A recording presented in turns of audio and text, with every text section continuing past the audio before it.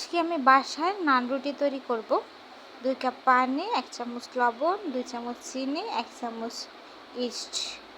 এটা ভালো করে মিক্সড করে নিব 2 মিনিট ধরে। আমি নানটা হালিমের সাথে খাবো। তো আমার এটা নাড়া শেষ। এ পর্যায়ে আমি ময়দা দিয়ে একটা ডো তৈরি করে নিব।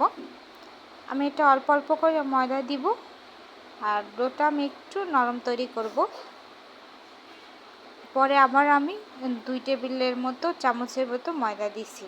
আমার ডো তৈরি করা শেষ। আমি হাত দিয়ে সুন্দর করে মাখাই নিছি। এ পর্যায়ে আমি এটা আধা ঘন্টার জন্য রেস্টে দিব। আধা ঘন্টা পর এটা ফুইলা কিন্তু একবারে এক বাটি হয়ে গেছে। আমি হাতে একটু তেল নিয়ে, সয়াবিন তেল আর কি, ডোটা সুন্দর করে মাইখা নিব। আমি ফ্রিতে ময়দা দিয়ে দিছি। এখন এটা সুন্দর করে ময়দা 4টা ভাগে ভাগ করে নেব। ছুরি দিয়ে আমি কাইটে নেব, কারণ হাত দিয়ে কাটলে এটা হাতে লাগে থাকবে। আসলে নান রুটি তো দোকানেরটা অনেক বেশি মজা হয়, বাট এভাবে বাসায় বানাইলেও অনেক বেশি সফট আর মজা হয়। আমি আজকে প্রথমবারই নান রুটি বানাইছি। মাশাআল্লাহ, আমার এটা খাইতে অনেক ভালো ছিল হালিমের সাথে। প্রতিদিন তো রোজায় ভাজা পোড়া আর কি মন চায় না, এক এক দিন এক এক রকম হইলে ভালো হয়। তো আজকে শুধু হালিম আর নান রুটি করছি। আমি একটা লম্বা শেপের রুটির মতো বানাই রাখব। এটা আমি বেশি পাতলা করব না, আমি মিডিয়াম রাখবো।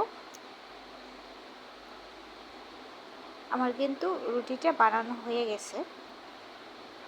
পর্যায়ে আমি রেগুলার যে ভাত রান্না করি ওই ভাতের পাতিলে আমি এটা দিয়ে দেবো। আমি উপরে একটু তেল ব্রাশ করে নিছি। জালটা মিডিয়াম দিয়ে একটু সময় নিয়ে এটা ভাজবো। সময় নিয়ে ভাজলে এটা বেশিক্ষণ লাগে না। এক একটা রুটি আমার 3 মিনিট লাগছে ভাজতে। আস্তে আস্তে কিন্তু এটা ফুলে যাইতে আছে।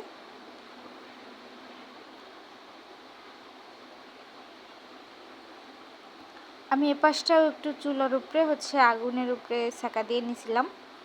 এতে নাকি ফেসবুকে নাকি আগুন দেখানো নিষেধ। উপরে আমি একটু বাটার আর ধনিয়া পাতা ব্রাশ করে দিছি। ফাইনালি আমার নান রুটি কিন্তু বানানো শেষ। তারপর আমি হালিম, অবশ্যই গাইস একদিন আপনাদের সাথে হালিম রেসিপি শেয়ার করব। একদিন বলছিলাম করব, কিন্তু সময়ের অভাবে হয় না। আর হালিমটা বানাইতে কিন্তু অনেক সময় লাগে।